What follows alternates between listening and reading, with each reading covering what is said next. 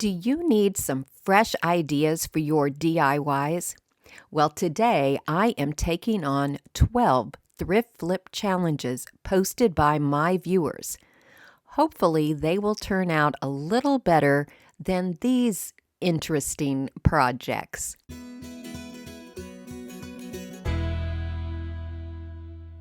Hi, welcome to Canterbury Cottage. I'm Sherry. And today I'm taking on your troublesome thrift store finds. Over the past few weeks, viewers have been posting pictures of their thrifted decor, asking for upcycling and repurposing ideas. So today I'll be working on 12 of those items. Because I've never done this before, I chose things that I already had in my stash or those that were easy to find, things like old curtain rods and glass lampshades.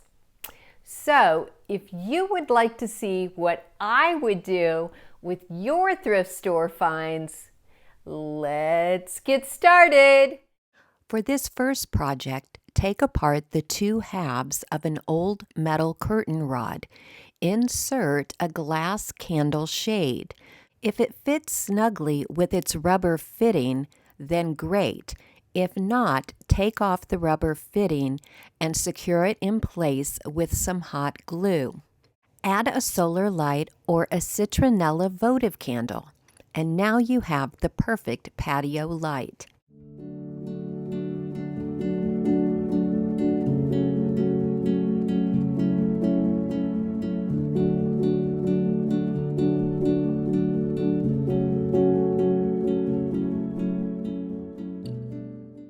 Here's a fun idea for making use of old sewing patterns.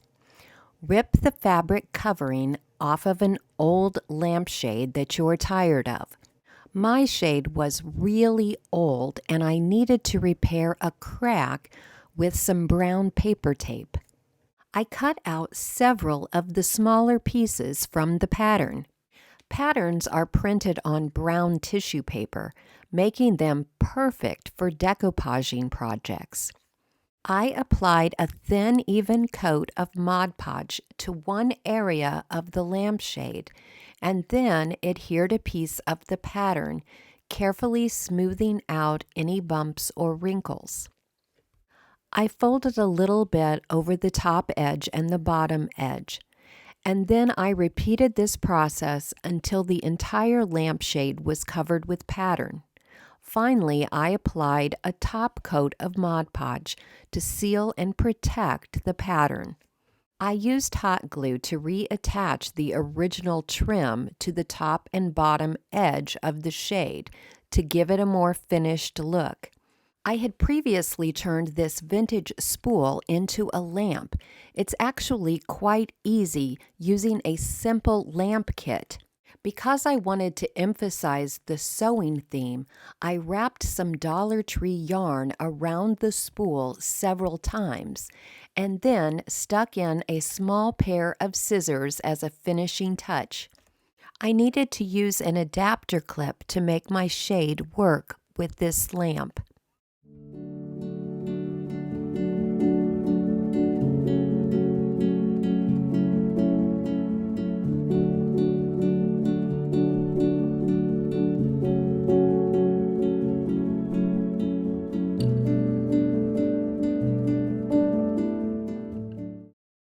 One viewer posted this picture of a wood box with a dowel rod. I honestly have no idea what this was used for. To recreate it, I removed a shelf from a small wall cabinet that I had in my stash. Then I measured and marked a spot and drilled a hole all the way through one side for a small dowel rod. On the opposite side, I drilled a hole from the inside, but I didn't drill all the way through the piece of wood. I just wanted the dowel rod to rest in the hole so that it would be easy to remove. Because I will likely be selling this in my retail booth, I wanted to paint it in a neutral color, so I used Rust-Oleum's Chiffon Cream. I gave it a couple coats, and after the paint was dry, I lightly distressed the edges. I wanted to go with a sewing theme again, so this time I cut up the directions that came in the package with the pattern.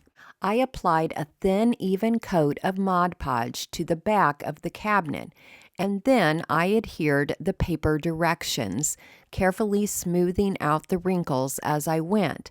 Once I had all of the pieces applied, I went over the top with another coat of Mod Podge.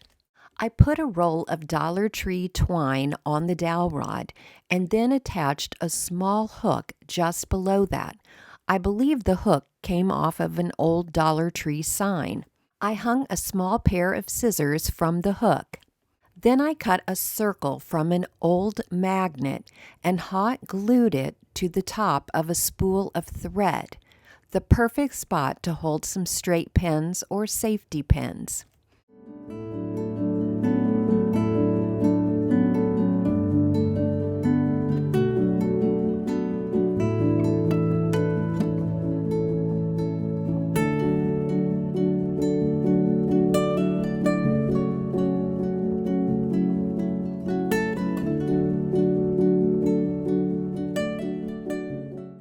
Here's a fun way to make use of an old angel food cake pan.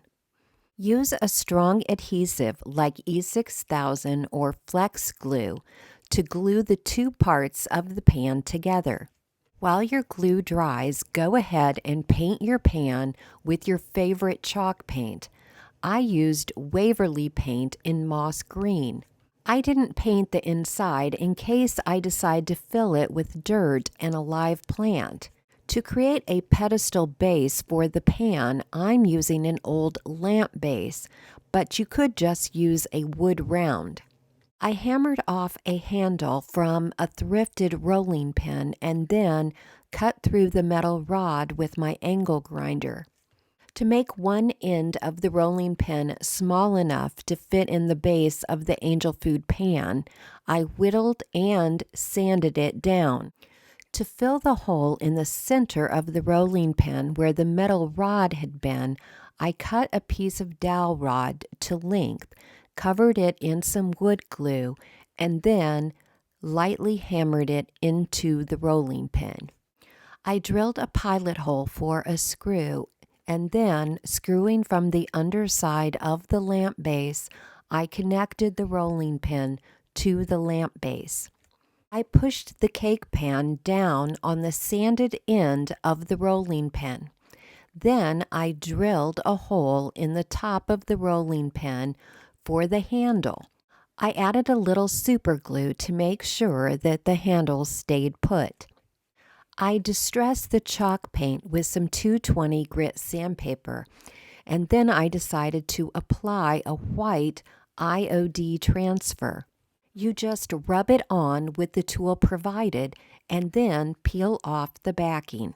I went over the painted areas with a coat of clear wax, but you could use a clear spray top coat if you prefer. You could use this as a fun planter or to store any number of things in your kitchen or laundry room.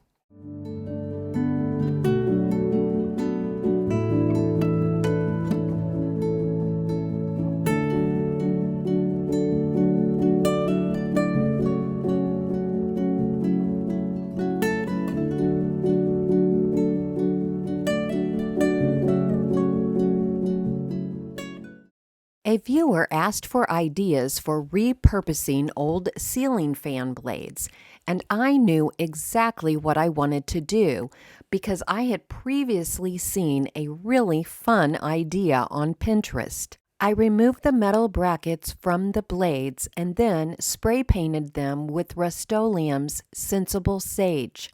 I screwed a wood curtain finial to the end of a random spindle that I had in my garage, and then I gave it a couple coats of black spray paint. I had planned on using the pre-existing holes in the fan blades to attach them to the spindle, but it ended up working out better for me to drill new holes in just the right spot.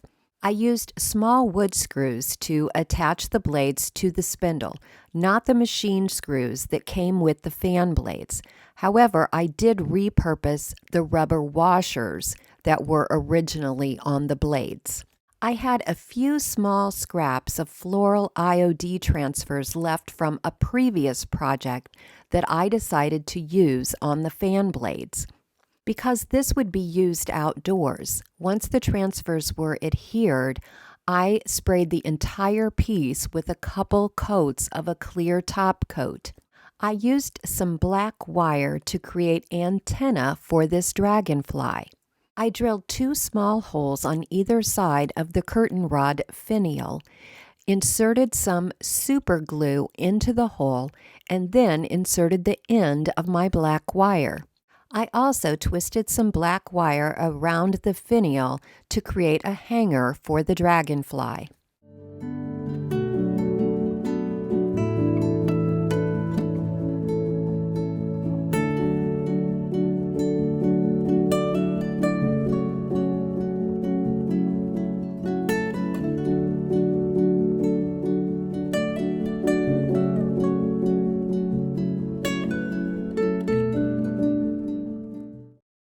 I had the metal brackets from the fan blades left and decided to turn them into yard art. I painted the bottom half of each bracket with green apple spray paint and the top half, which looked like a tulip to me, in various bright colors of spray paint that I had on hand. To create a stake for the tulip, I hot glued an old curtain rod to the back side of the stem. I hot glued the end of the curtain rod at the top of the stem, and then I wrapped heavy florist wire around the curtain rod at the base of the stem. Because of the way the stem curves, it is actually quite sturdy, although you may want to add some additional hot glue. I used various types and sizes of curtain rods, and they all worked just fine. Once all the curtain rods were attached to the tulips, I spray painted them with the same green apple spray paint.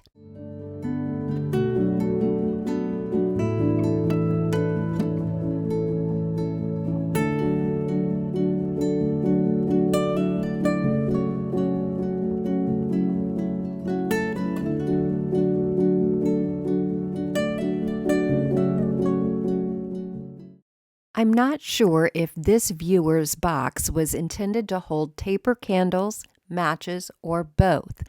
I had a similar box, but mine did not have the cute little drawer at the bottom. I painted my box with a couple coats of chiffon cream chalk paint, and when the paint was dry, I lightly distressed the edges with 220 grit sandpaper. Then I adhered some bird transfers left over from the IOD entomology package, which I have used in many previous projects. You could also decoupage images cut from pretty napkins or printed on tissue paper. I added some faux stems to the box and a bird nest with a little bird egg hot glued inside. The florals can easily be removed next fall and replaced with a package of fireplace matches.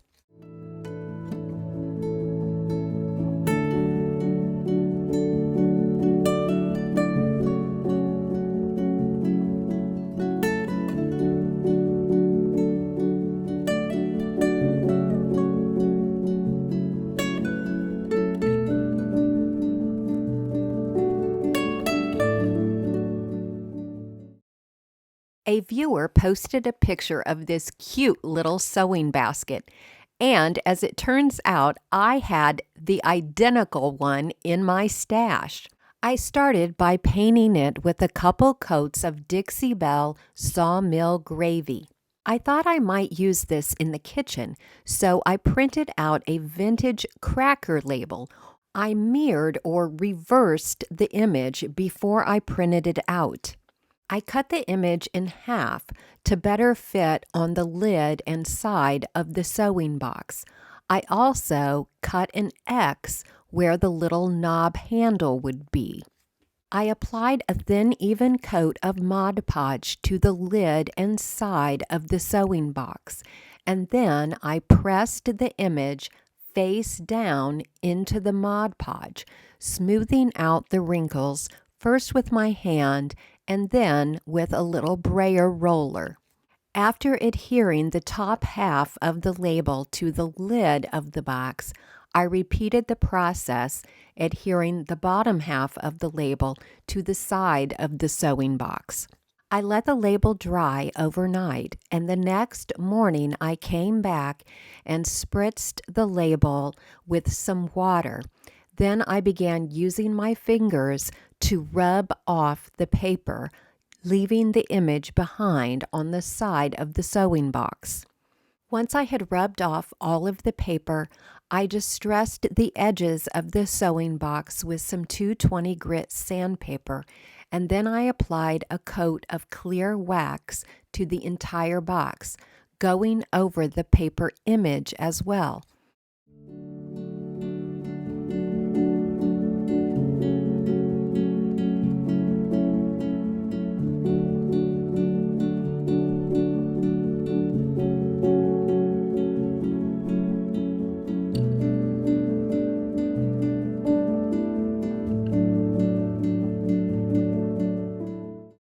A couple viewers posted pictures of some lovely vintage silver, including a carafe stand. I thrifted this rounded vase, which fit perfectly in my silver carafe stand, and a small pillar candle fits perfectly inside the glass vase. I decided to dress it up a bit and made a small wreath out of some angel vine. After securing the wreath with some florist wire, I stuck some sprigs of greenery into the vine. I also hot glued on some flower blossoms for a touch of color. I added the wreath and candle to the vase. Use a battery-powered candle if you actually want to use it for light. As a finishing touch, I tied together some flowers and greenery with some Dollar Tree ribbon and then hot glued it to the base of the carafe stand.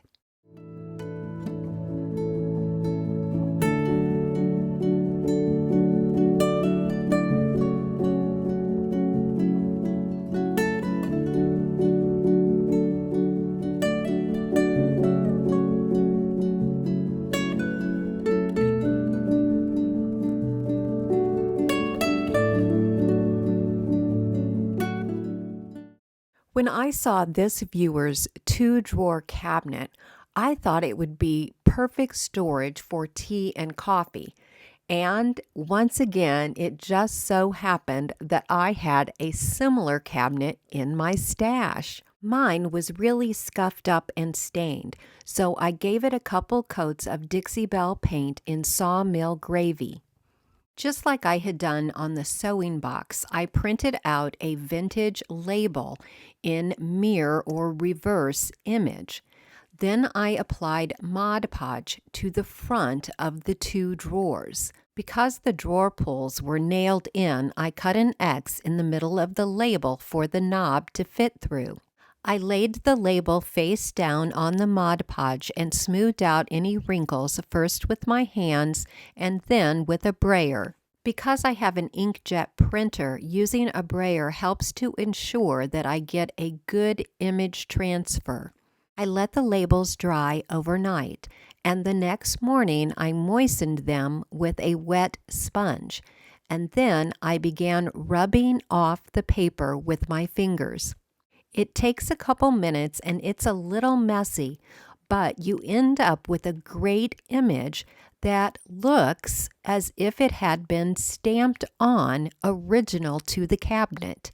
I distressed the edges with some 220 grit sandpaper and then applied a coat of clear wax to the entire cabinet.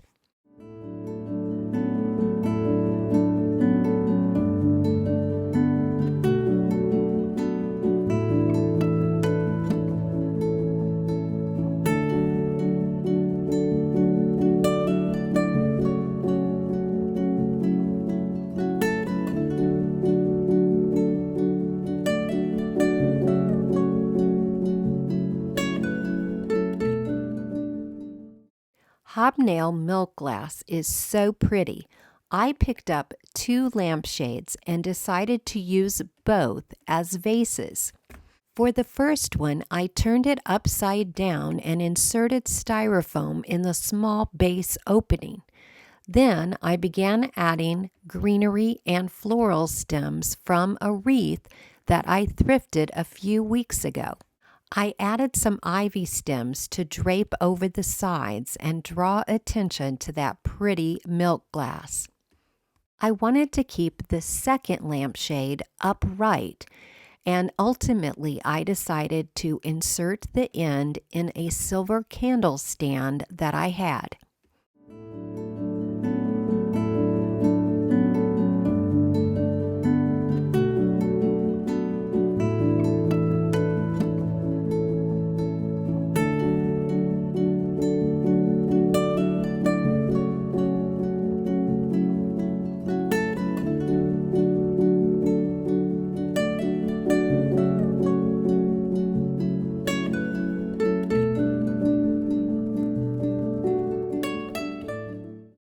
The next project is a shadow box. Mine is not as deep as the viewers. I love creating a collection of items in a shadow box. The items can be united around a theme like spring or around a memory of a special event or a loved one. Because I was limited by the depth of my shadow box, my items are united by color. I attached everything using straight pins so that it would be easy to change out. I didn't like the look of the white frame with the rich colors of my objects, and so I decided to paint the frame with some Waverly chalk paint in hazelnut. I gave it a couple coats and then I went over the chalk paint with a coat of antiquing wax. Antiquing wax deepens the color of your paint and provides protection against scuffs and scratches.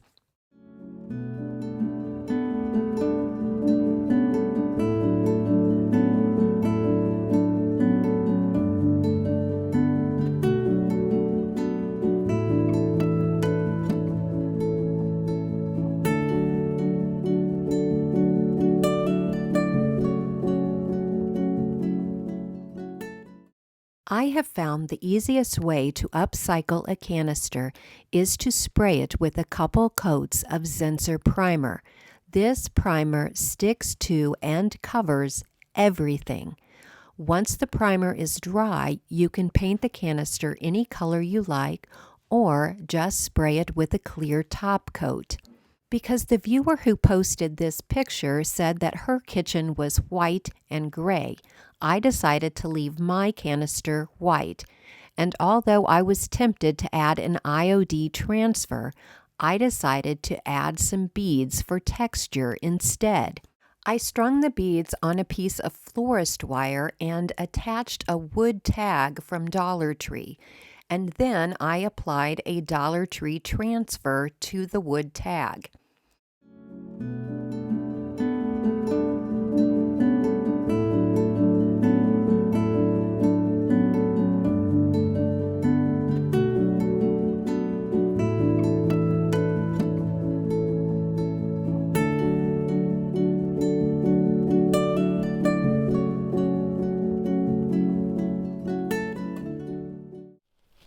I hope you'll let me know if you liked today's video and if you'd like to see more of this kind of video in the future. And if you would, keep posting those pictures to the Canterbury Cottage Facebook page.